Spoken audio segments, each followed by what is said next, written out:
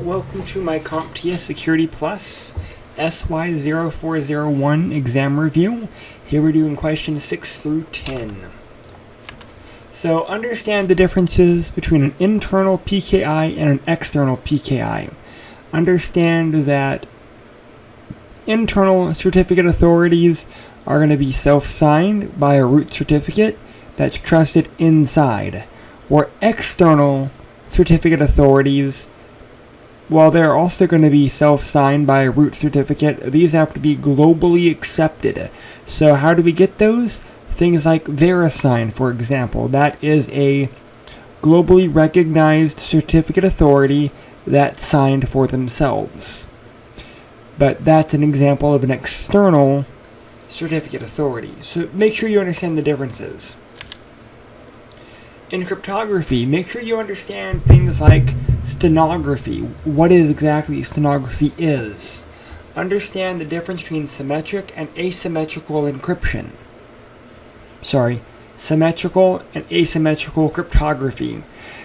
Again, symmetrical is going to be the same on both sides. Asymmetrical is going to be different. More common with this is you're going to be dealing with symmetric keys and asymmetric keys. Symmetric key will be the same on both sides. Asymmetric will be one on one side and a different key on the other side. So encrypting and decrypting use different keys with symmetric systems. Alright, understand segmentation. What is segmentation? Why is it important? Now keep in mind, segmentation is the ability to segment a network, typically, so that you can group like resources together. For example, in a school environment, classroom will be on one segment, wireless will be on one segment, printing will be on one segment, administration will be on one segment, faculty will be on one segment. And the nice thing here is you can control what segments talk to what other segments. This is a way of ensuring a certain level of security. Define specific actions. What does it mean to be sniffing? What does it mean to be footprinting?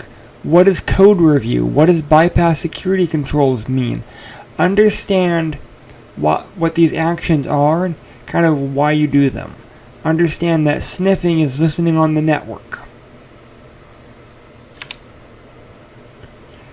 Last question for this group is understand when you set up specific ACLs or ACE rules that you can actually specify. For example, in a antivirus program, you can actually allow specific files based off of a file hash, based off of a file extension, based off of a signature, or a given path. Very common. There are some tools that will be flagged as a Trojan. In reality, they are not. So sometimes you have to set a either extension or file path, depending on how you want to do it, so that the antivirus knows to not include that when it's scanning, or basically to make sure that it's allowed. Alright, so that's these 5 questions. Again, stay tuned because we're doing 5 questions at a time. If you have any questions or concerns, leave comments below and I'll get to them as soon as I can. Thank you.